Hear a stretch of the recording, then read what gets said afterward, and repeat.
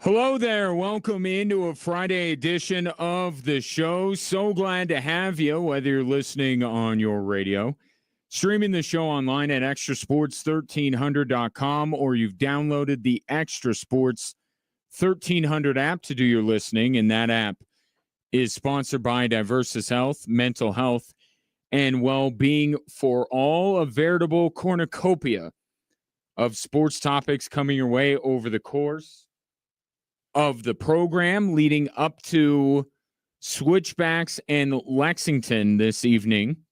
So, whole lot of me on these airwaves tonight. I apologize in advance. If you'd like to get in touch with the show, you can do so by texting or calling 719-247-1313. Now, I was getting all set this today to go into a hypothetical situation where the Broncos show interest in Terry McLaurin and what that would take, because Terry McLaurin would automatically be the Broncos' number one wide receiver.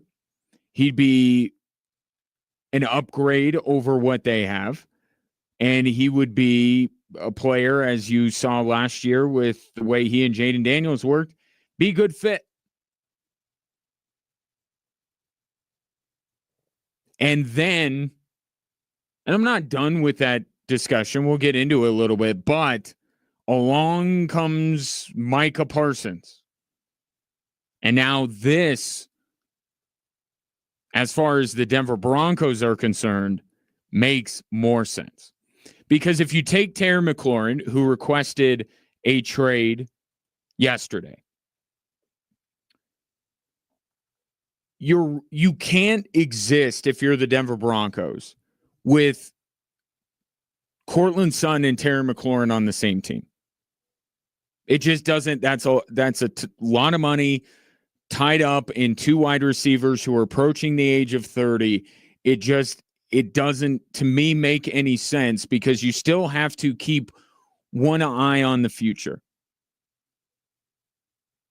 Right? And with, Zach Allen, maybe due for a contract extension, Nick Bonitto, the guys coming down the line, perhaps, leaving room for any additional free agents that may come about over the next couple of years. It just, there's a limit, right? Like Terry McLaurin on the Denver Broncos makes a lot of sense. And to make him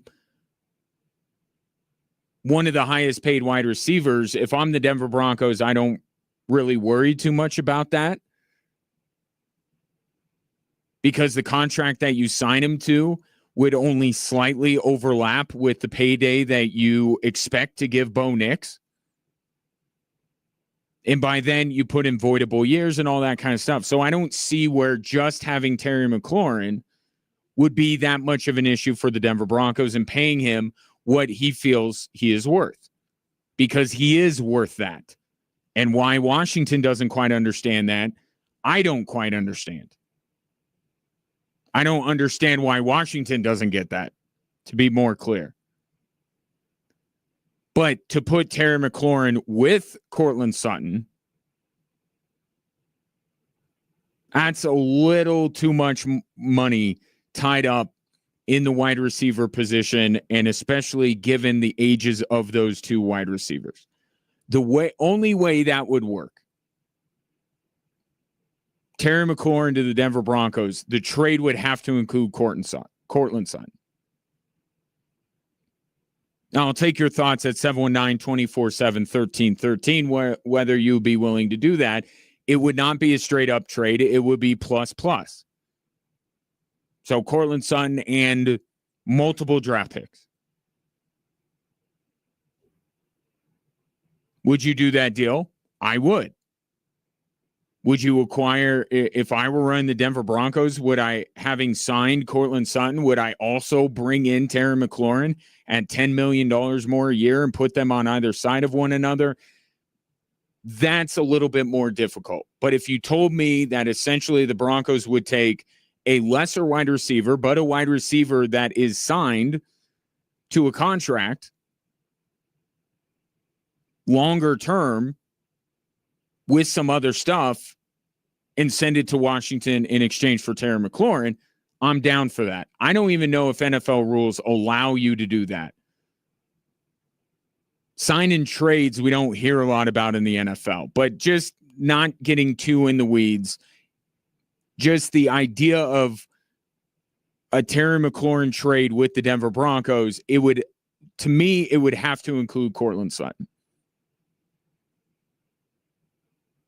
And I don't know if Washington would be willing to take Courtland Sutton back and say that's a good enough replacement in helping the Denver Broncos be better, because the draft capital they would give them would be worse because they would be upgrading one of their biggest positions of need.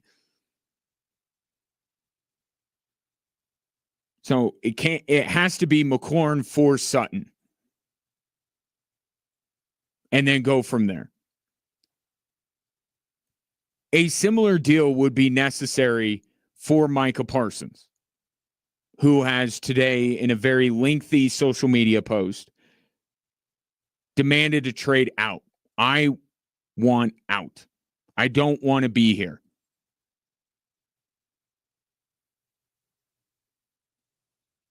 It would take a similar type of deal. But the player that you would be offering up if you're the Denver Broncos is Nick Bonitto. So same rules apply, that going from Courtland Sutton to Terry McLaurin is an upgrade. A pretty sizable upgrade. Going from Nick Bonitto to Micah Parsons is a massive upgrade. And you know me, I'm not down on Nick Bonitto. I like Nick Bonitto, and I think he has a bright future. But Micah Parsons is one of the 3 best defensive players in the league. Surtain, Watt, Parsons. So it would be a significant upgrade. And Micah Parsons would command more money than Nick Bonitto would. So, and I don't even really want to get into the Dallas side. I'll get into that in a little bit because that's a bigger conversation in terms of the way they continue to do business. But just sticking with the Denver Broncos. Right now, this negotiation with Nick Bonitto is very tricky. Right? This is a guy who just became worthy of an extension this past year. Right? Went from 8 sacks, which is not big money, not warranting big money, to 13.5 sacks, which does. But if you are the Denver Broncos, you have to be at least a little weary of what Nick Bonitto is and what he can be. Right? And I think that's part of the reason why this deal is so complicated, because it's just 1 year. Now, I think in a vacuum, the Denver Broncos are, as long as he doesn't ask for Micah Parsons money, I think are willing to give him a lucrative extension because they believe that what he was this year, he is going to continue to be. And I don't think they're necessarily wrong in that.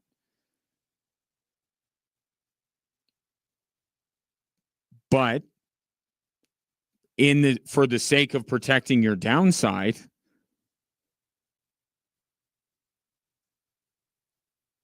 you trade Nick Bonitto and some stuff for Micah Parsons. You get a guy that there is no question how good he is. There's a little bit of a question for Nick Bonitto. Even if you really like Nick Bonitto, you have to acknowledge that 1 year of double-digit sacks is not, oh, this is absolutely who he's going to be, and there's no reason to even doubt him. With Micah Parsons, what you're getting, you're getting one of the best pass rushers in the NFL, and you're putting him on the same defense as the reigning defensive player of the year. And you take what is already a strength and you strengthen it even further. Now, there could be an argument, why are you going, the difference in money, when the obvious needs, the obvious side of the football that needs more investment is the offense, why would you tie up even more money on the defensive side, plus draft capital, plus everything else, to make what could already be the league's number one defense definitely the league's number one defense? And here would be my counter to that. You're going to pay Nick Bonitto. Like, that's the reality. I understand the deal hasn't gone done yet. Maybe there's some other items on the to-do list for George Paton. But they are going to pay Nick Bonitto.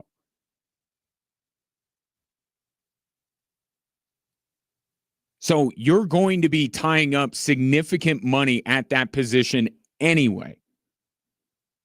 So this is not an either-or scenario. You either pay Nick Bonitto less than Micah Parsons or you pay Micah Parsons. And when I put all of that stuff together, yeah, I'll take Micah Parsons, and I'll put two of the three best defensive players in the game together on the same defense. And now I have one of these pass rushers that I know. No concern about age, no concern about production, maybe a little bit injury, but that's the case with every, we just talked about this with Dre Greenlaw and Talanoa Hufanga. Like, there's always going to be some injury concerns. But as far as when he's on the field, there is no doubt how good Micah Parsons is. So if I'm George Paton, I'm looking at this as an alternative to making a big bet on Nick Bonitto. And I can remove, I'll have to pay a premium for it in draft capital and in a contract, but I will be essentially coming close to eliminating my downside, eliminating my risk. This absolutely is a phone call George Paton needs to make. This hypothetical is rooted, I think, more in reality for a number of reasons than a Terry McLaurin move would be. Because the other thing you have to think about with Courtland Sutton, why is he getting the money that he got? Not just because he's right now the obvious number one wide receiver. You'd be taking care of that by bringing in Terry McLaurin. So that's not the issue. The issue that arises is that the Denver Broncos just rewarded Courtland Sutton for being the ideal teammate, the ideal member of the Broncos. He's gone through thick and thin, all of that stuff that Courtland Sutton talked about the other day. He's good in the locker room. He never complains, which I think Sean Payton would very much like. And you can say that Terry McLaurin is justified in his complaining when he does complain, but it's complaining. And a coach like Sean Payton probably doesn't like that very much. So there's more than just what it would take to actually get the deal done. There's all these other chemistry, culture. And I'm not saying McLaurin's bad for the culture, but Courtland Sutton's amazing for the culture. And removing him is bad for the culture, no matter what you get back. And Terry McLaurin being the same age as Courtland Sutton, being much pricier, I don't know if it ultimately trumps the problems that would arise if you were to swap Courtland Sutton with Terry McLaurin. And again, bringing in Terry McLaurin to play with Cortland Sutton's not an option. Not going to happen. This Micah Parsons thing, it works. It makes sense. When you have a player like Nick Bonitto, that is a unique case in where he just is coming off of a career year with really no track record of success before that. And now he's due for a contract, and he plays a position that the Broncos are going to have to pay handsomely for. Maybe not top of market, but they're going to have to pay Nick Bonitto handsomely because it's just the position that he plays. Because the alternative is you don't sign him, you franchise him, and you're probably going to franchise him for a higher salary than if you would have just gotten the deal done.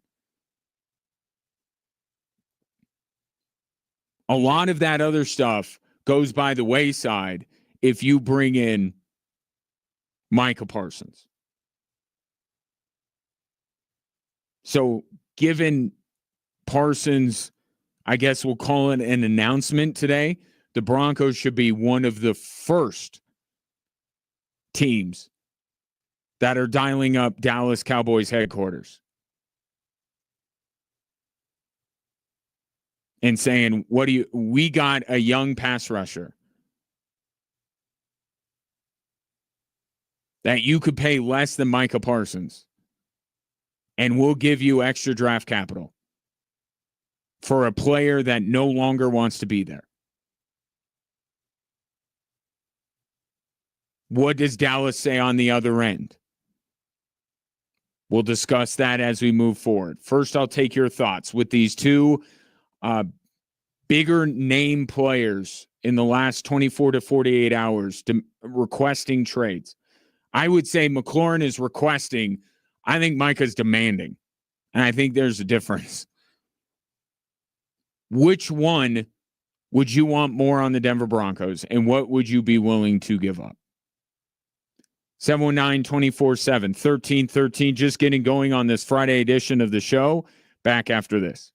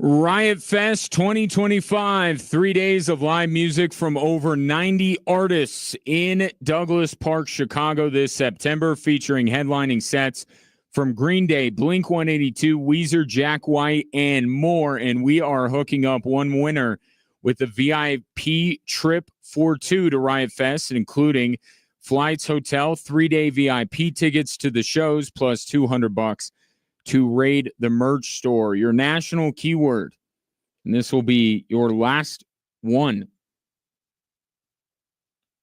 So definitely text in years, YEARS, to 95819, and you'll be entered to win our flyaway to Riot Fest 2025. If you want all the details, you can go to extrasports1300.com. I don't get this. I don't get why Jerry Jones keeps doing this. Michael Parsons has been pushed to the brink, and now he is demanding a trade from the Dallas Cowboys. And this is normal operating procedure for that franchise. It is just, you know what it is? It is remarkable to me. Actually, you know what? Forget all that. It's not surprising. I do understand why the Cowboys do this. And their America's team brand has been perpetuated by all of this. I don't know why my initial reaction is disbelief. And it's like, wait a minute. Jerry Jones has been doing this all the time. And I just don't know what other conclusion anyone can arrive at other than he just wants his team to be talked about. He wants them to be a soap opera. He wants them to be reality television more than he has any desire for them to win a Super Bowl.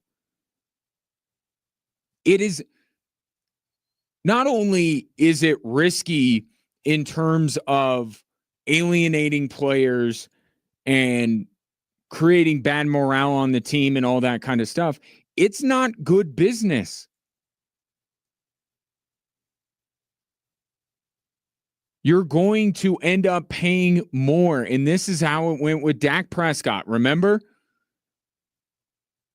It was not as contentious as this thing with Micah Parsons has turned, but we were waiting and waiting. Why isn't Dak getting paid? And didn't he sign the contract as he's walking in to the stadium for the week 1 game? And when you do that, you always pay more. We're talking about with Pat Surtain. The great thing about what the Broncos did is that they identified early that Pat Surtain is everything they hoped he would be. So they had no qualms about signing him, and they signed him early. And then what happened? Pat Surtain went from being the highest paid corner at that time, and now he's like 5th, depending on what metric, average annual value, total length, total dollars on the deal, guaranteed money. But he's nowhere close now to the highest paid corner in the league. The Broncos saved money on the contract extension of who is now the defensive player of the year, and they look like geniuses. If you wait, you're always going to pay more. And Jerry Jones has done this time and time and time again. I mean, it has to be, there's some algorithm there at Dallas Cowboys headquarters that someone has shown Jerry Jones and says what you will end up paying in terms of top of market value, what you paid Dak week 1 of the NFL season, as opposed to paying him a year before or during the offseason. They'll break those numbers down and they'll say, we actually make up that money in ad revenue or in some metric because the Cowboys, this perpetuates, they're not America's team like we grew up with them being America's team.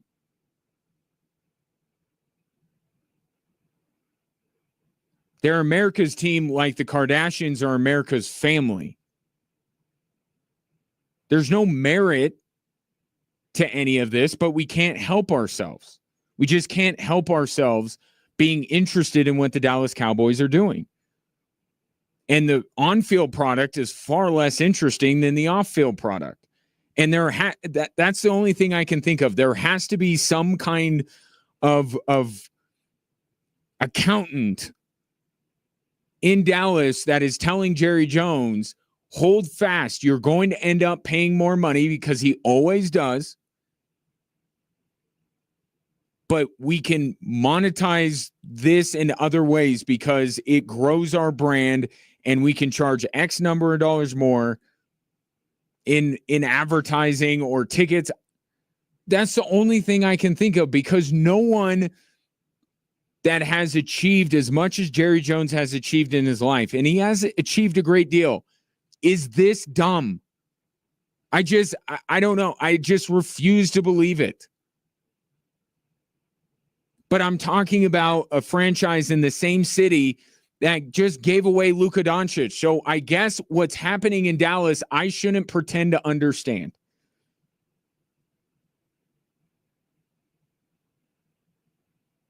You got coaches who are throwing their all-world goalies under the bus at their playoff after a playoff exit. You got another team in that city trading a generational talent.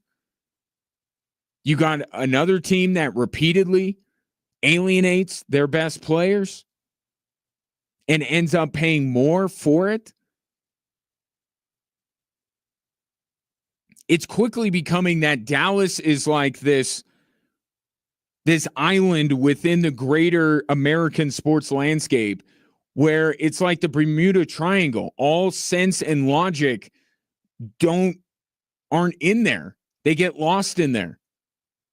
That's what Dallas sports is becoming. We have had a news cycle over not even the last year, the last half a year, that has just boggled the mind on how teams that are led by supposedly smart people, well-educated people, successful people, do this kind of stuff.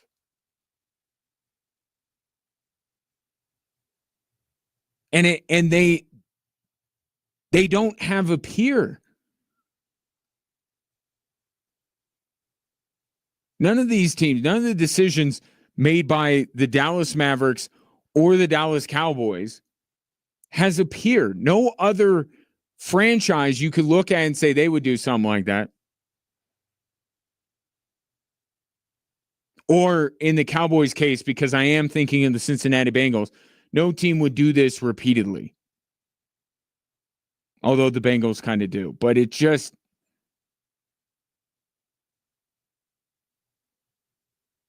there has to be some rhyme or reason to it. I'm not saying once I hear that, once I know the truth on why the Dallas Cowboys keep doing this, I'm not going to say I'm going to be satisfied by it.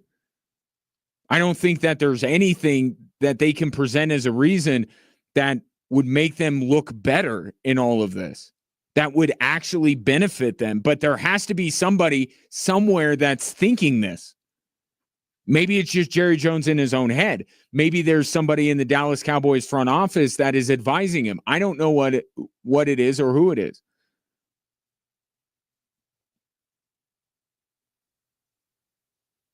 But we've seen this movie over and over and over again.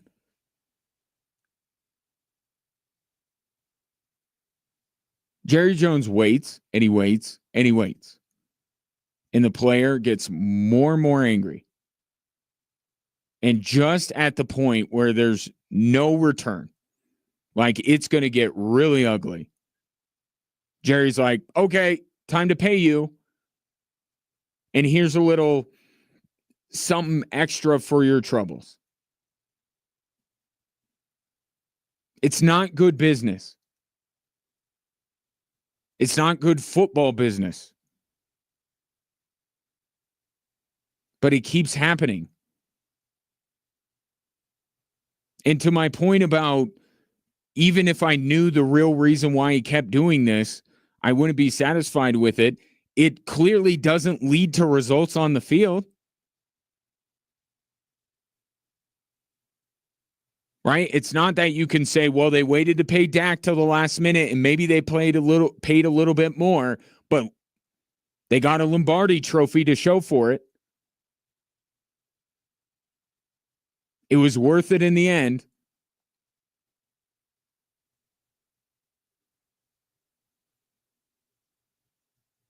There's no better example of one of my core tenets that I have espoused on this show multiple times. Please do not confuse the fact that a team is successful on the field or on the court or on the ice as they have capable ownership. So many times teams succeed despite the people who sign the paychecks. And you're not going to have that problem with the Dallas Cowboys because they haven't won anything in decades. They are the most drastic example, but it's something that does hold up across sports.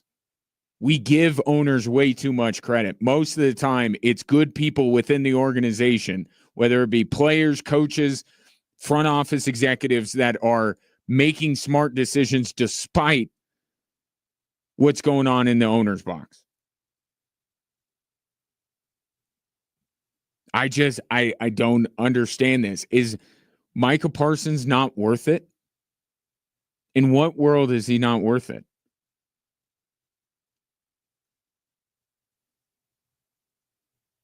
And Micah Parsons loves the Dallas Cowboys. He said it in his statement. My dad and I grew up with my dad cheering on the Cowboys, watching the Cowboys. I mean, in many ways, the Cowboys have taken this idiocy to a never before seen level because they have actually alienated, they have actually pushed away somebody who is as loyal and devout to that organization as anybody they have had since the triplets. Micah Parsons loves being a Cowboy. So for him to be so fed up that he's like, I'm out. This is a I shouldn't say new high. This is a new low. And I hope for once this actually does make the Cowboys pay. That trade scenario I spun in the first segment, Nick Bonitto and some draft picks for Micah Parsons, I hope it happens. This has to cost them at some point. Like in a real way, because clearly not winning football games does not bother Jerry Jones one bit. But actually costs them the player. When he inevitably goes to Micah Parsons and says, all right, we've had our fun. Now here's your new contract and you're getting paid more than TJ Watt. I hope that Micah Parsons says no. It's easy for me to say when that contract is not being presented to me, but that's what I sincerely hope happens. I hope he goes, yeah, no, not this time. I want to out. 719-24-7. 1313. You want Micah Parsons? Well, you're going to open up, not just the Broncos, your team.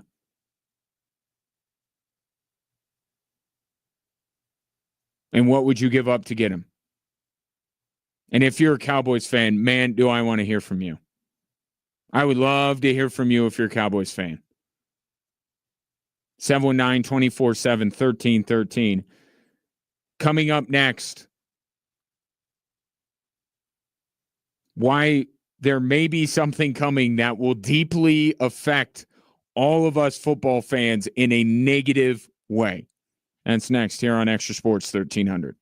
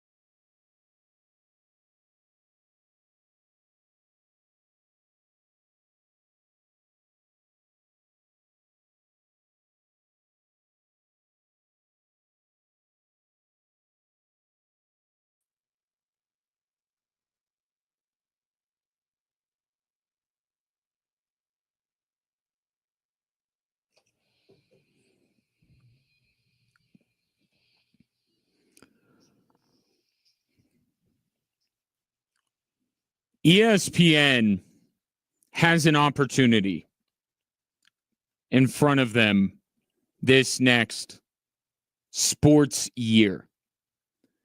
And the opportunity is to show that they are not what we all think they are. That they are what we grew up romanticizing ESPN to be. Where it's about sports, the beauty of sports, the joy of sports. Something that really, the best way to encapsulate it is to show games. Show that drama. Don't try to manufacture it by getting people that will answer a want ad for, are you willing to say the most preposterous things on our airwaves in order to generate clicks and ratings. They have an opportunity here to get back to what they used to be, which is the undisputed worldwide leader in sports. And there are two ways that they can do it. There are two opportunities that they have. Inside the NBA and now Red Zone. Two of the most hallowed shows in sports television history. They are now the caretakers of it. And what everyone thinks with Inside the NBA and with Red Zone is that they are going to mess it up. They're going to mess it up with a ridiculous amount of commercials. They're going to mess it up by bringing some of their talent on with EJ and Kenny and Shaq and Charles, which they do not belong. The first time I see Kendrick Perkins on the set of Inside the NBA, I'm going to vomit. Metaphorically speaking. Mentally, I'm going to. I don't have that kind of control my body that I can just do that on demand. Like mentally, I will. But they have two of the most hallowed shows in the history of sports under their umbrella. And good on them. They recognize I know they can still recognize good television because they got Inside and they got Red Zone. They still know what it looks like.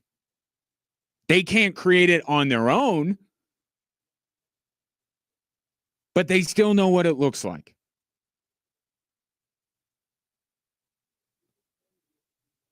So the opportunity that they have is to bring Red Zone and to bring Inside under their umbrella. And what they can do, what they should do, is nothing. Nothing. Not a tweak, not a nudge, not a slight format change. Nothing. Leave it all alone. And it will be extremely beneficial to ESPN.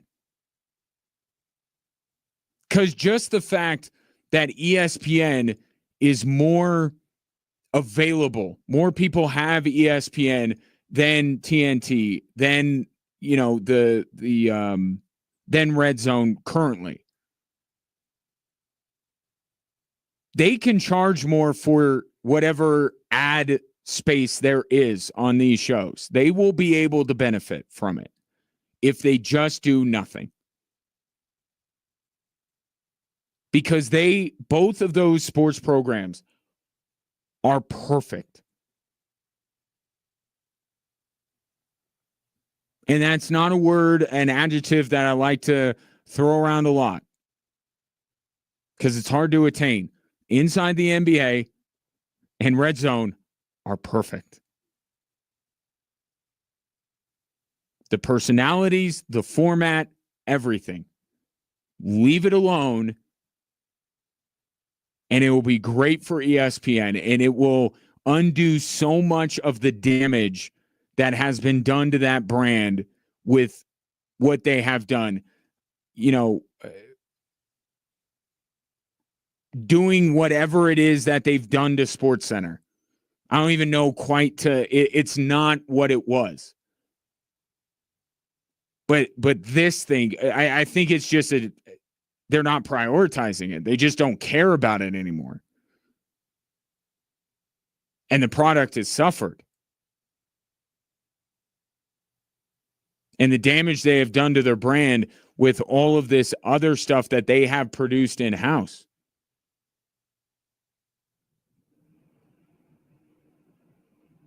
I think it's smart. I mean, it's a smart play, right?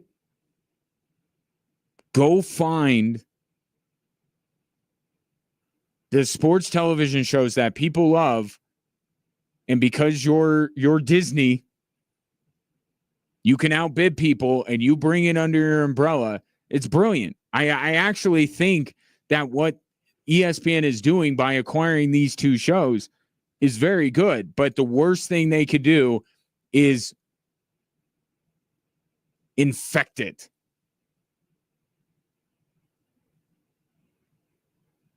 If they don't do that, then it's going to be a great thing that now Inside the NBA and Red Zone are on ESPN. More people will get to see it, and it will raise the quality of that network close to back to where it used to be.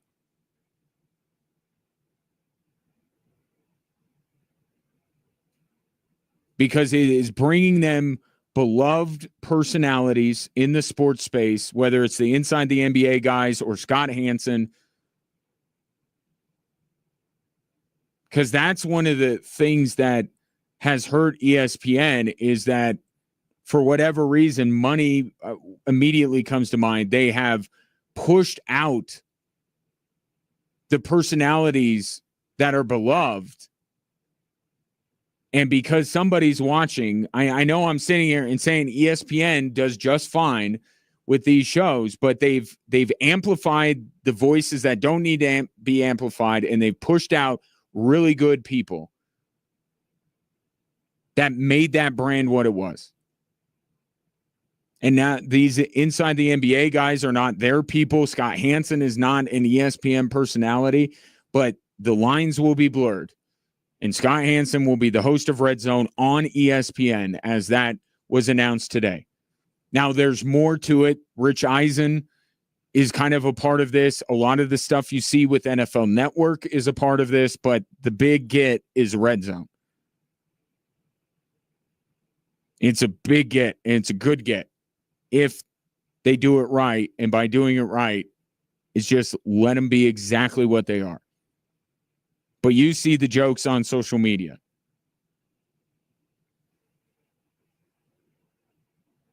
Right? Now it's going to be 7 hours of commercials with limited football interruption. It's going to be the Inside the NBA with EJ and Charles and Kenny and Stephen A. Smith and Kendrick Perkins and whatever Morris brother is not facing legal trouble.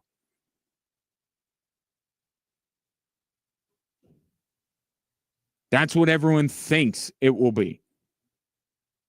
And ESPN, and they've done this with Inside, they've tried to have a preemptive strike, like we're not trying to change it. The same people that were working on that show are going to be working on that show now. But until it actually airs, we're just not going to believe it. Because we've seen what they've done to the shows, and the shows like getting rid of Around the Horn. We've seen what they've done. Even taking College Game Day, which is amazing, and hurting that show by adding certain personalities.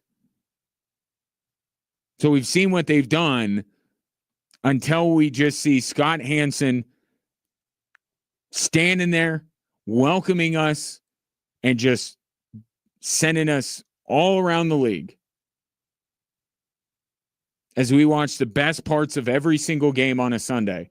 Until we see that for a full Sunday, not just the first 10 minutes, not, we're going to sneak in an extra commercial break, or we're going to have Scott Hansen promote First Take come Monday. We get through one episode of Red Zone from beginning to end, and it looks the exact same as we expect it to be. Then and only then will we believe what ESPN says.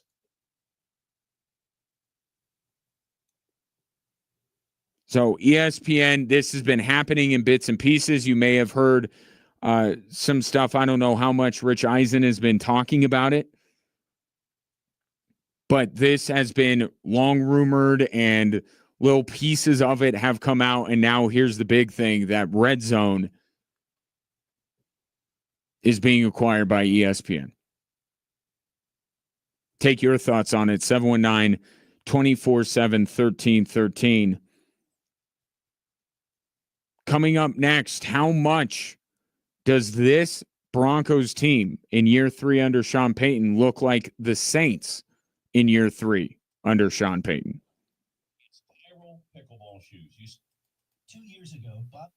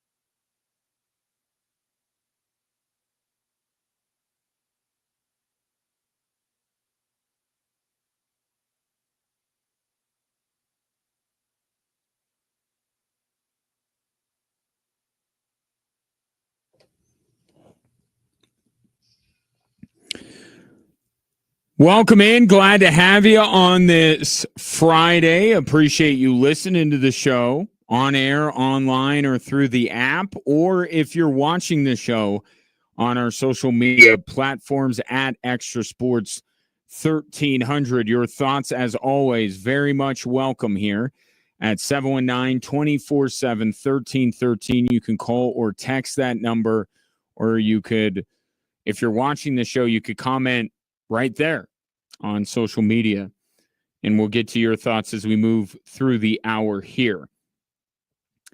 I feel like, well, first, let me back up. Let me put out the question of the day.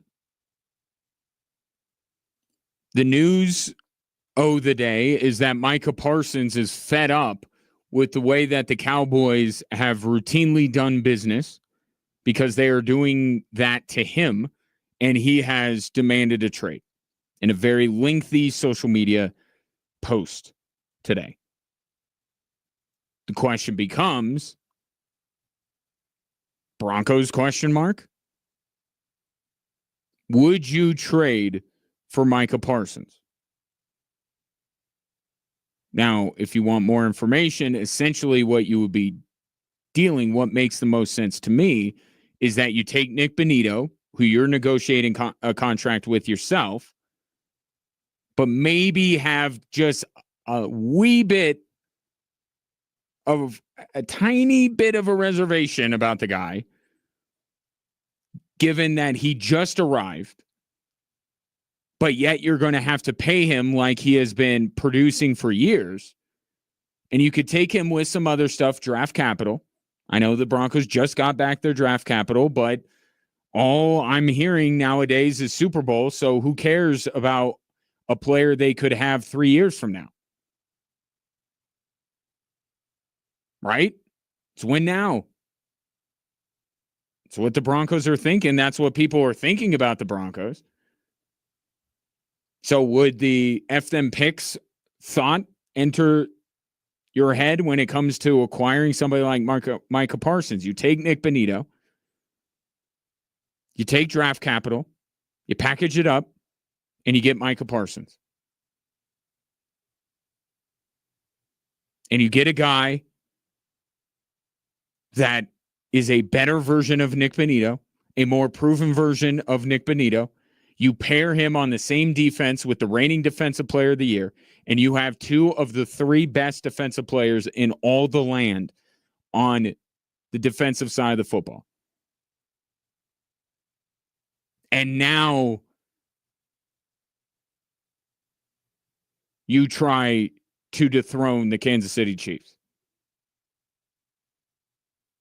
Because you're going to pay Nick Bonitto anyway. It's not like you're going to let Nick Bonitto walk out the front door. You're going to pay a pass rusher. Why not pay Micah Parsons? So to me, it makes sense. The trade itself makes sense. A Cortland Sutton for Terry McLaurin swap, I can't quite get my head around. Like, if it could happen, then great, but there's a lot of potential drawbacks for this. I don't see it. Nick Bonitto does not have the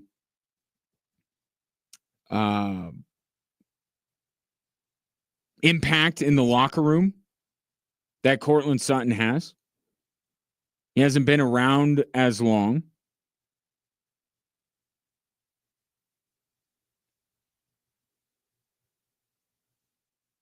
And bringing in Terry McLaurin is bringing in a wide receiver at the same, even though he's better, at the same stage of his career as Cortland Sutton. Whereas with Micah Parsons and Nick Bonitto, you get a more proven guy, not only more proven, but like arguably the best at what he does. You pay a little bit more, but you eliminate some of the downside that exists with Nick Bonitto, given that he's had one really good year. So with all that being said, would you be on board with the Denver Broncos trading for Micah Parsons if that situation came to that? 719-247-1313. Now, as far as the Broncos as currently constructed, go, there was a little bit of I don't know if you saw some of this on social media. I did. Adam Troutman. Nuance is important. Context is important. I don't think Adam Troutman compared the Denver Broncos and said we're what we were in New Orleans in year 3. I think that was the headline. That's not really what Adam Troutman said. Here's what Adam Troutman said, and it's still very complimentary of this Denver Broncos team, but I didn't catch where he was comparing directly where the Broncos are right now to where the Saints were, because when you bring up year 3 of Sean Payton in New Orleans, that ended in a Super Bowl. And I think Adam Troutman knows that. Even though he's bullish on this team, I think he's smart enough to realize that you set yourself up for failure if you say, oh, yeah, we're just as good as that team. Here's what Adam Troutman actually said yesterday. I think the biggest thing was yesterday's practice. That was like, I felt it before here, but that was like, oh, yeah, like we're ready for this. All the expectations and everything. Yesterday's practice was the best practice I've been a part of in my 3 years here. And that's ever since Sean got here. So I think we are trending in the absolute right direction, and guys are completely bought in. And obviously right now we're going through the grind of it, especially with 6 in a row here. And yeah, guys are bought in and we're ready to go. You hear that? What Adam Troutman is saying is that we are more ready to compete than we were last year or the year before. We are the best version of the Denver Broncos since Sean Payton arrived. And I think that there's a lot. I think what Adam Troutman said, I actually cannot disagree with any of it. He's not making a prediction in terms of where they'll finish, whether they'll win a Super Bowl. He's saying they're the best version that they've been since Sean Payton has arrived. And they are ready for all the expectations that have been placed upon them. Now, can they live up to it is the $8 million question. But mentally, they're ready for it. And that's been the change with this Broncos team from last year to this year. Is it's one thing to believe it because you're just a confident person and you've been coached up by a sports psychologist that says you got to really believe what you're saying. Because we've heard the Denver Broncos talk about competing and dethroning Kansas City and competing for a Super Bowl. We've heard that before from lesser teams. And they probably would pass a polygraph because that's the way athletes think. But now they are armed with actual results.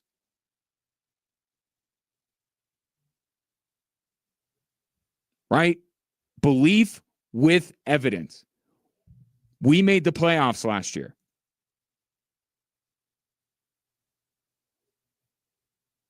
And in their heads, they could go, well, what's the next step beyond that? Winning a division, advancing deep in the playoffs. It is a different mindset. So everything Adam Troutman says there, I don't think he's lying one bit. And I think there's every reason to agree with a lot of what he says. Now, that doesn't mean that they are as good of a team in year 3 under Sean Payton as the Saints were in year 3 under Sean Payton. It doesn't mean that Adam Troutman is saying that the Broncos are winning the Super Bowl. He's just saying all that is being heaped on this team, they're ready for it.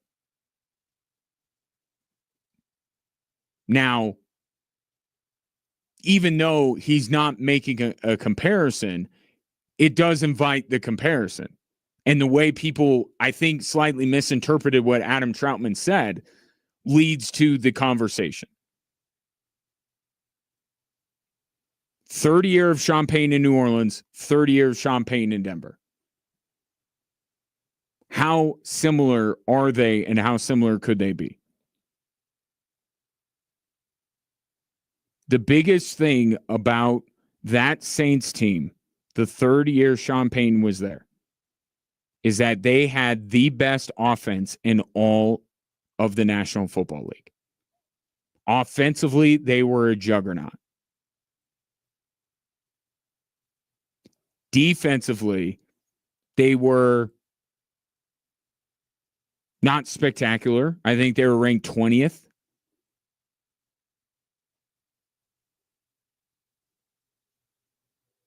So one could say, well, we're just reversing it with the Broncos. They have the best defense, and then their offense is a little bit behind, which would be true. But if you look at recent history, the last 10 Super Bowl champions, there has been one that was not a top 10 offense in the NFL. That, of course, the Super Bowl 50 Broncos.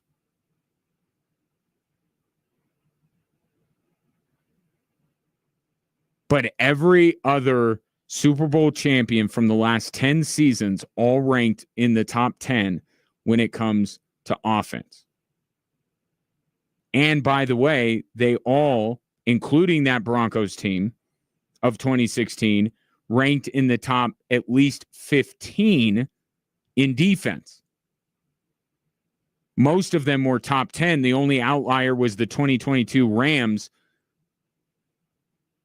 who were in the top 15, but not in the top 10. So what the Broncos have going on the defensive side, very important. And I've said it's balance. You have to have both sides of the football be able to rely on one another.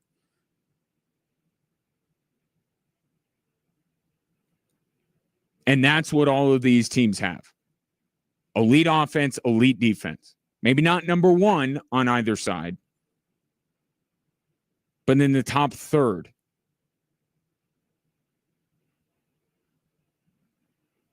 So maybe this Broncos team doesn't have to have the number one offense like that Saints team did. Although, if that's the case, then the comparison kind of starts to fall a little bit by the wayside, right? Third year of Sean Payton in New Orleans, they were an offensive juggernaut.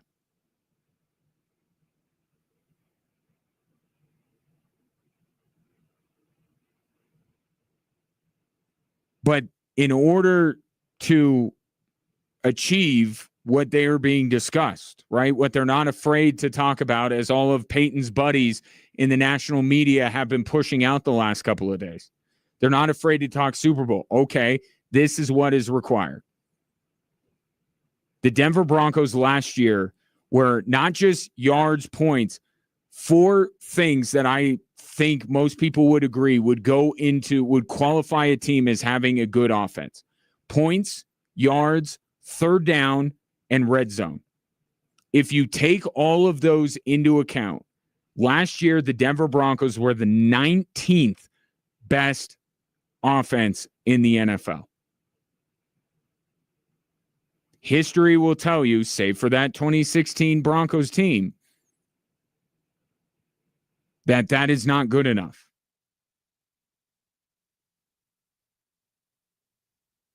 So are we comparing this Broncos team to Sean Payton's teams? Or are we comparing it to previous Broncos teams?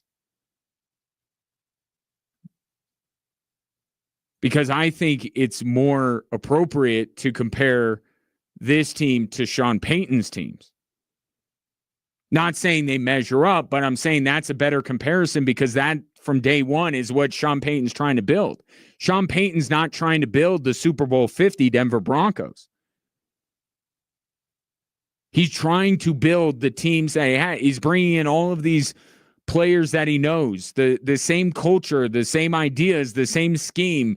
He's trying to find every single player that he acquires immediately brings up a former Saints player. He's not talking about, Cortland Sutton being compared to Demaryius,. Demaryius Thomas. He's talking about Cortland Sutton as Marcus Colston. So I do think that you should be looking at this team compared to Sean Payton's previous teams and not previous Broncos teams. Different ideas, different personnel, different coaches. How does this team compare? And the question ultimately is, do you think that the Denver Broncos offense can jump 10 spots this year? Because we're all in agreement about the defensive side of the football. We don't need to debate that. The debate with this team is on the offensive side of the football. Do you think that the Broncos can have a top 10 offense? Because if they don't, they're not winning a Super Bowl. History would say they're not going to win one. Sean Payton's history would say they're not going to win one.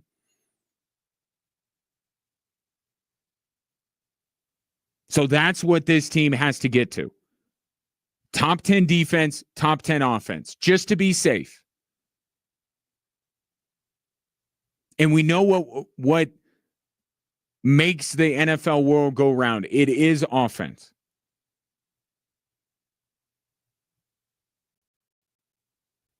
Right? So the idea that the Denver Broncos can't be at least flirting with the top 10, they're going to have to at least flirt with the top 10 in order to be taken seriously as a Super Bowl contender. They just have to. 2016, as time goes on, is more and more of an outlier. The fact that a team led by noodle arm Peyton Manning could win a Super Bowl over a 15-1 wagon led by the MVP. That was a unique year. Every year after that has said that what the Broncos achieved in 2016 is not possible in the NFL today. So either the Broncos are going to buck a 8-year trend, or this offense has got to significantly step up its game from where it was a year ago.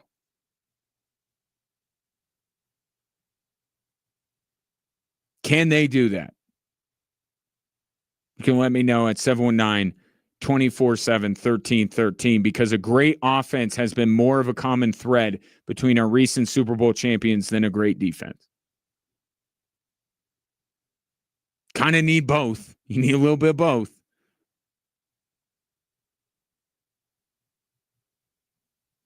But offense is a bigger thread going between these teams than defense, believe it or not. Now, what could help the Denver Broncos get up near or into the top 10 in offense this year is if they have not one joker, but multiple jokers. Sean Payton, does he think he has more than one joker? You'll hear it next on Extra Sports 1300.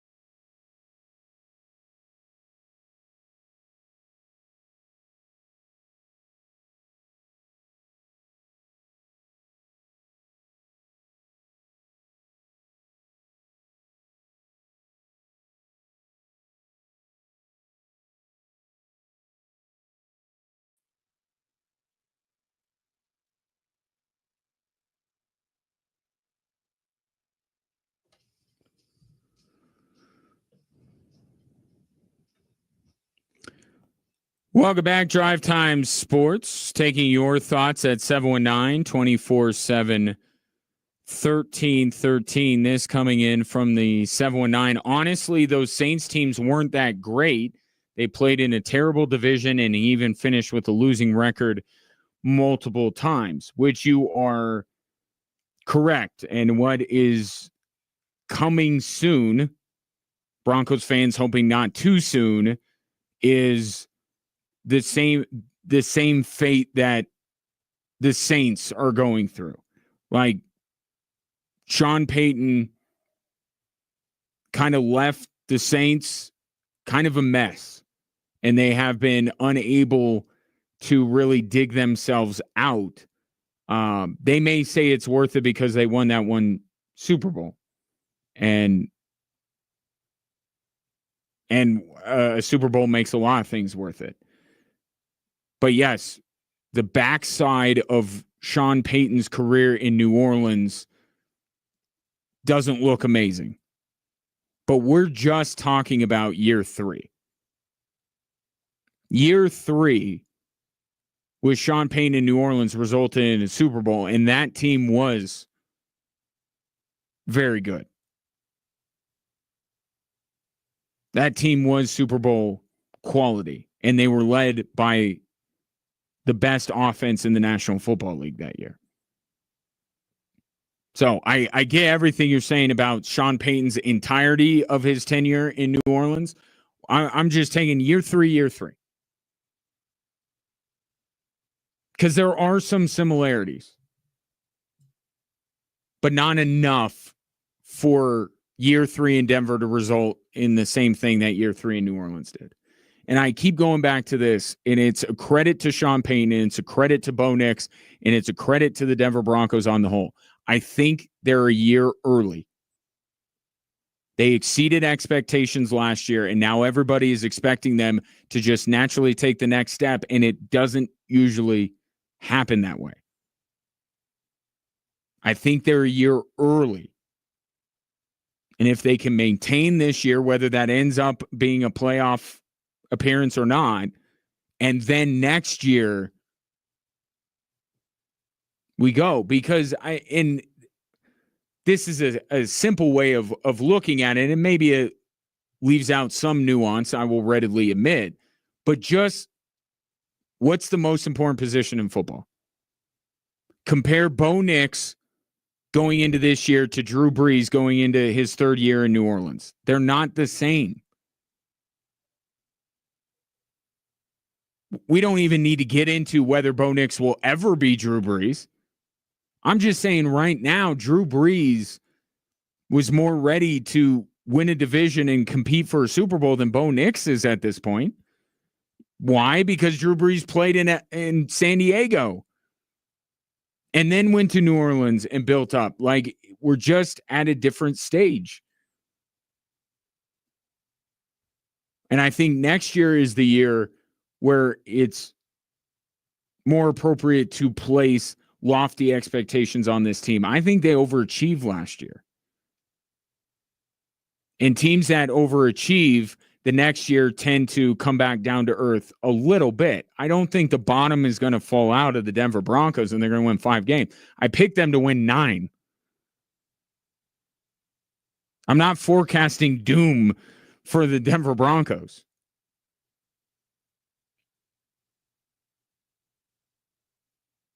But this week, if you have noticed, there has been a lot of big talk around this Broncos team and what they can accomplish. And I don't think they're quite ready for that.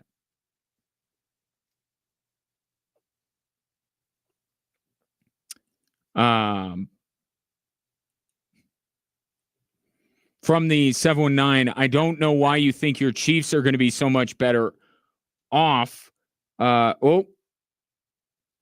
Your text come. Let me catch up. I don't know why you think your Chiefs are going to be so much better off. This year, Travis Kelce is getting older and they lost a couple offensive linemen. I think the Broncos defense is going to keep them in check, Mr. Ryan. Let me address that and I'll get to your other text. They have rebuilt their offensive line. They didn't lose from their offensive line. They gained on their offensive line. Their offensive line is better than it was a year ago. The Travis Kelce thing, I can't deny. You're absolutely right. But there is a little bit more certainty, not a ton more certainty around the guys that Patrick Mahomes is throwing to, but there's more. They were ravaged by injury last year, and we still have to find out what happens with Rashee Rice and everything like that.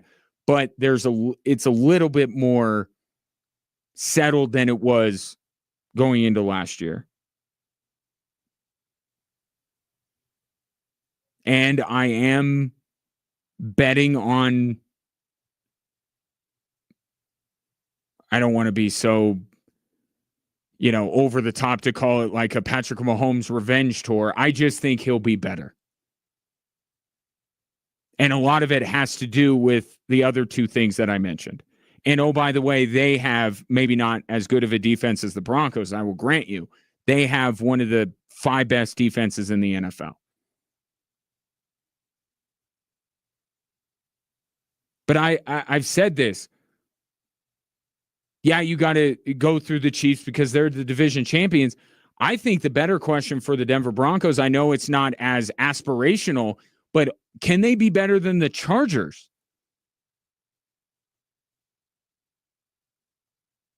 Like, as much as Sean Payton wants to make it out to be the Broncos being the biggest threat to Kansas City, how about you give a little bit of credit to a team that beat the Broncos twice last year and was actually the next up after Kansas City in the AFC West? I don't think it's a foregone conclusion that the Broncos are going to be better than LA.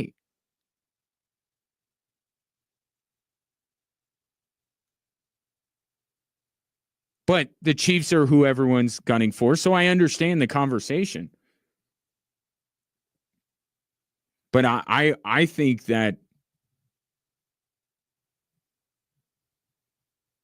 I think that the AFC West is going to be unchanged in terms of order of finish.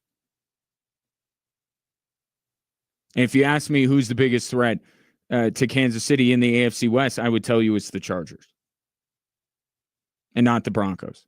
But to your last point in that text about the defense going up against Kansas City, there are two separate conversations. I have little doubt that the Denver Broncos are going to beat the Kansas City Chiefs in a game this year.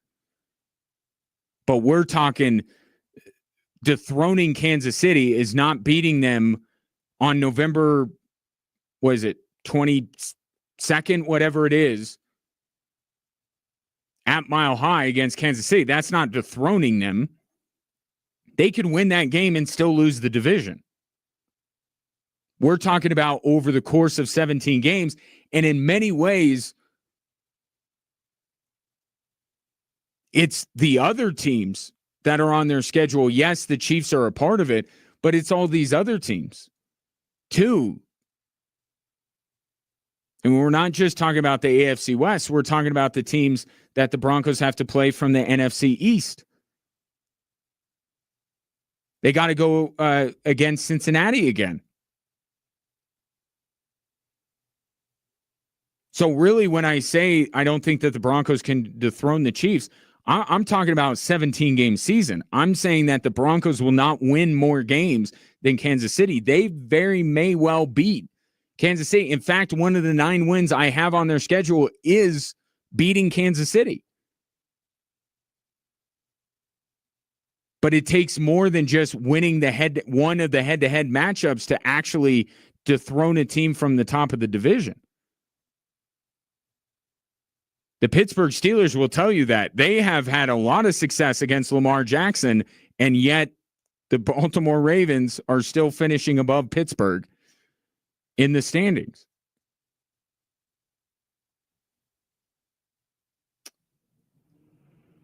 Same texter from the 719. How do past Super Bowl losers do?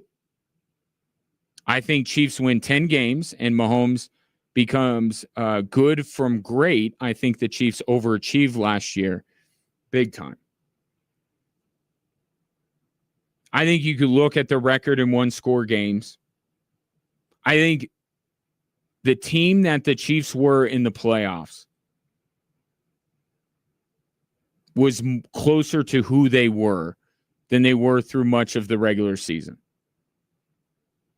And we see this with past champions all the time. The regular season means a little bit less. The regular season is about, keeping guys healthy, being ready for the postseason, experimenting with some things. The Chiefs know they're going to be in the playoffs. Judge Kansas City on what they were in the playoffs, which was the best team in the AFC yet again, and not a match for the Eagles. I do think they overachieved in terms of their record last year. I think you're right on that. And you can look at the Broncos game as one of those where the margin for error was so small, but the Chiefs came out on top. But I think that the Chiefs are better than they were a year ago. Talent-wise, they're better. They got some things settled that were not settled last year. I mean, the rain's got to end at some point. It does. I don't think it's this year. But that's what we're all counting down to. 719-24-7, 1313. We'll get to the Joker question that Sean Payton was asked, because Evan Ingram may not be the only guy carrying that moniker this year in Denver.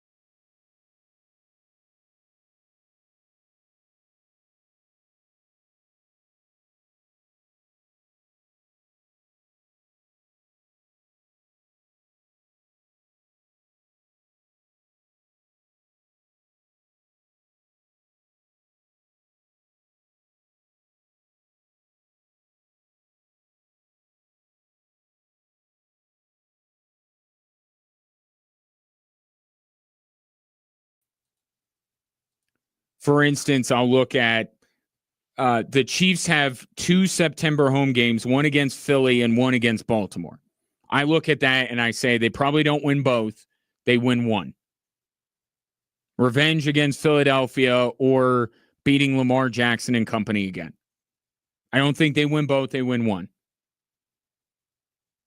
And then I look at, I don't think they lose to the Giants or the Jags. I think they sweep Vegas. The LA game that's not in Kansas City or LA is interesting to open up the season. That's essentially LA's home game. Not that the Chargers are known for their home field advantage, but it's like, okay, they split with LA. That's 1 win. They split with the Broncos. That's 2 wins. They beat Vegas twice. That's 4 wins. Split with Philadelphia and Baltimore at home. There's 5. Beating New York on the road, 6. Beating Jacksonville, and Jacksonville is 7. I'll say they split at home. They have 2 home games in October, 1 with Detroit and 1 with Washington. Let's say they split there. That's 8. They lose in Buffalo. Let's say they lose in Denver, beat Indy at home. Let's say they split between Dallas and Houston, at Dallas, home against Houston. There's 10. Win at Tennessee. That's 11. Win in and then they have Denver at home and in Vegas to close out the season. Who knows what that will look at? So we're talking like anywhere from 11 to 13. Still a higher number than I have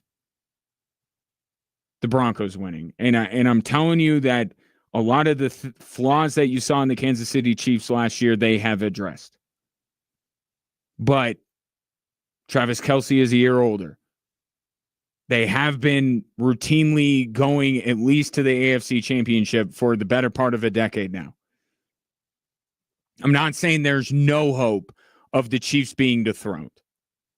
I don't see it happening this year, and if it were another team not named the Chiefs to win the AFC West, it would be the LA Chargers. I mean, did you see them last night? Look at that wagon that are the Chargers. Now, the problem is they're going to have to replace Justin Herbert with Trey Lance in order to become that team that we saw last night in Canton. I don't know if they'll do that. They have a lot invested in Justin Herbert. I'm kidding. But last night was actually a good reminder that, like, Trey Lance is still very young.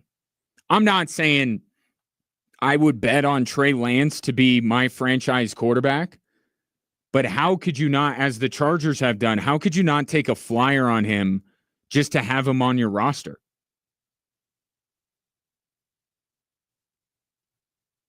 I mean, he's still so young, and it is really bad.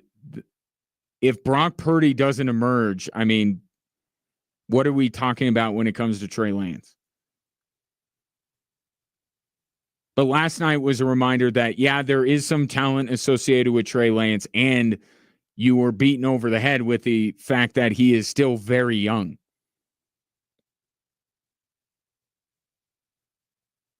I mean, Chargers are good at quarterback. They don't need Trey Lance, but Justin Herbert goes down for a game. I think Trey Lance can come in and win them a football game. Detroit, on the other hand, ooh, they are panicking. It's the Hall of Fame. It's not even preseason. It's the Hall of Fame game. It's the preseason. We can't help ourselves, can we? It's just the way we operate when it comes to football. I do think Detroit will be affected by losing both of their coordinators. And there's no better comparison to make than Philly. Right? They were hurt by the fact that both of their coordinators left. Now, they regrouped. They had 1 year where people were doubting that the Eagles would ever win and Nick Sirianni should be fired, and people were, like, as we tend to do, overreacting. But it was not a banner year in Philly. But they recovered. they're able to get better coordinators in there, and then I kind of think Detroit might follow a similar thing. I don't think the bottom will fall out, but I think they could be vulnerable at the top of their division. And I certainly think they're vulnerable when it comes to representing the NFC in the Super Bowl, which they have yet to do under Dan Campbell. I get that, but I think a lot of people will pick the Lions, and I don't know that I'm going that route. In fact, I know I'm not. Haven't made my final decisions on who I'm picking to go to and win the Super Bowl, but I can promise you right now it will not be Detroit. It will cost them in some way, losing both of their coordinators. Tom says, I feel like the Broncos got way better this offseason. I don't feel like KC got better. I think division will be closer than the cocky Chiefs fan does. I didn't say that the division isn't going to be close. I assume I'm the cocky Chiefs fan that you're referring to. I'm not cocky. I'm confident that Kansas City will win the AFC West. But I just acknowledged in the last segment that they overachieved in terms of the number of games they won last year, given all that was going on. Problem for the rest of the division in the NFL is that they shored up some of those issues.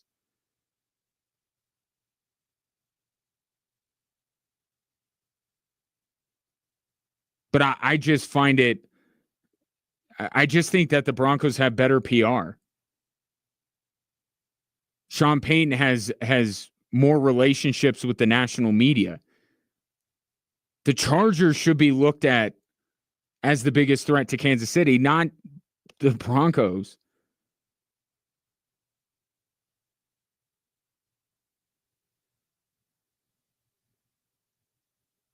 I'm ready for it, though. Do we even need to do the preseason? Can we just fast forward to the regular season? I think we'd all be on board with that. This coming back in from the 719. I'm not a fan of anyone in the AFC West, but Broncos fans are why I can't stand the Broncos.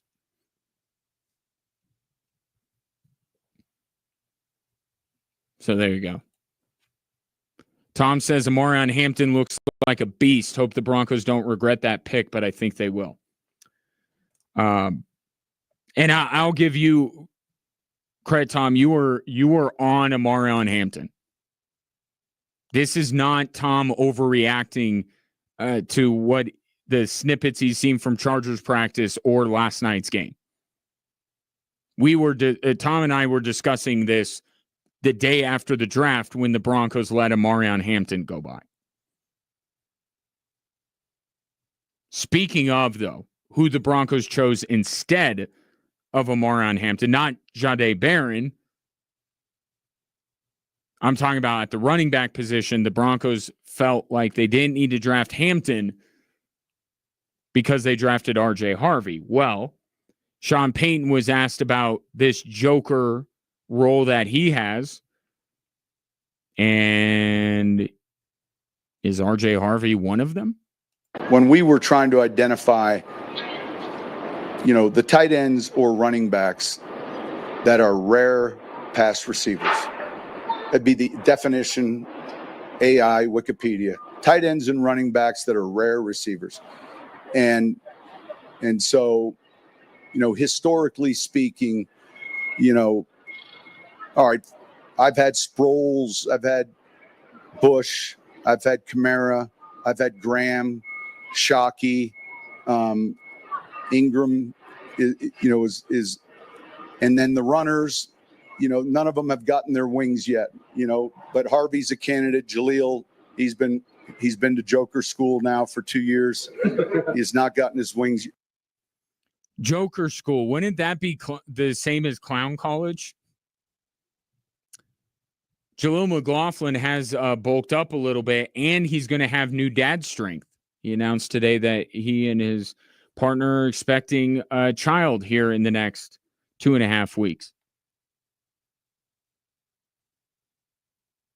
And as we were trying to look at year 3 in New Orleans versus year 3 in Denver for Sean Payton, you think back to that team that Sean Payton had in year 3. He had Reggie Bush and he had Jeremy Shockey. So 2 of the guys that he mentioned right there were on that year 3 in New Orleans team. And isn't it funny how all of this works? So Sean Payton throws out the idea that RJ Harvey could be a joker, and the clip circulating around social media today just so happens to be RJ Harvey beating a Broncos linebacker on a wheel route. Coincidence, I'm sure. I have to see that.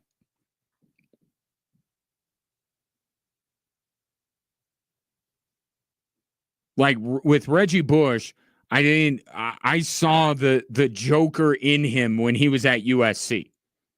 If RJ Harvey is a joke, I got to see it on the field.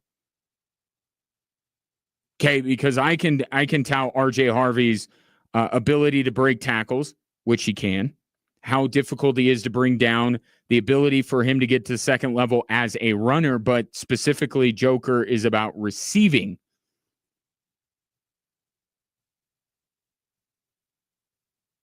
That's going to be the key piece. And I still don't think Jaleel McLaughlin becomes that guy. Although with more of an emphasis in the outside run game, I think that Jaleel McLaughlin, he's not the running back in that room that has to worry about being the odd man out. But I continue to say, I think it's Audric Estime. I think Sean Payton is going to when the chips are down, he's going to trust J.K. Dobbins. Just like last year, as much as you may have pulled your hair out and been screaming that Audric Estime should play more, Jaleel McLaughlin should get more carries, who ended up kept getting carries, Javonte Williams. I think Sean Payton is going to roll with J.K. Dobbins till the wheels fall off. That's the guy because he's a veteran. I think he's going to rely on him. And then I think through context, we've seen this with rookies before with Sean Payton. He builds them up, and then the regular season rolls around, and they're nowhere to be found. I do think RJ Harvey has a role with this Broncos team this year. Is it going to be as big of a role as fantasy owners would like? I don't think so. But I think he's going to utilize him in some ways. Almost maybe if it's J.K. Dobbins that is the quote unquote number one back, let's say. Jaleel McLaughlin, I think to start, is the number 2 guy, and then RJ Harvey is used in certain situations. Almost like Marvin Mims. Right, but for a running back. Eventually, RJ Harvey's role has got to be, you would think, bigger than that. Whereas Marvin Mims, I think this is just who he's going to be. With RJ Harvey, there's more room to grow. He is a rookie. So give him a level of patience here. But I think Sean Payton is going to utilize him in certain situations. And I think the 2 that you're going to see a lot early, J.K. Dobbins and Jaleel McLaughlin. Sean Payton has talked about how difficult it is to feed 3 mouths in the running back room. And he's also supposed to find carries for Audric Estime.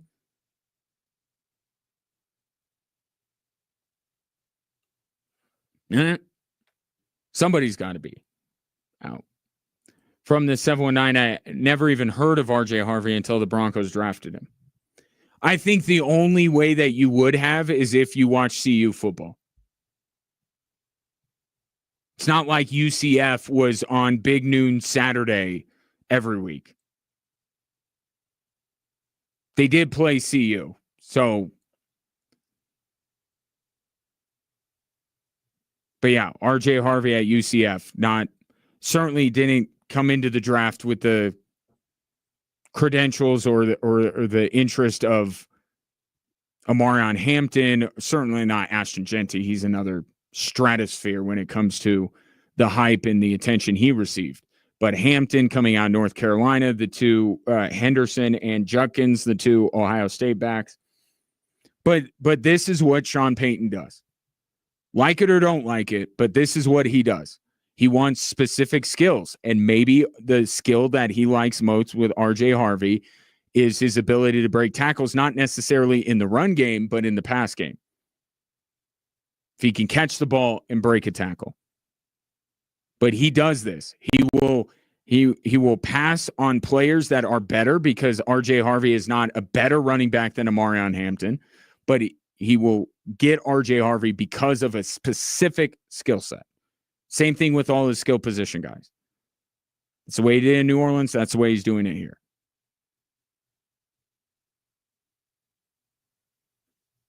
And like everything else, we'll see what happens when the fall rolls around. We'll have to call it a day. I got to get down to Widener Field. I very much appreciate your patronage. The conversation really picked up at the end, and that's a credit to you. So I appreciate that. I'll be back on at 6:30 alongside Roland Vargas for the Switchbacks in Lexington if you are so inclined. If not, enjoy your weekend, and we'll reconvene Monday at 3 here on Extra Sports 1300.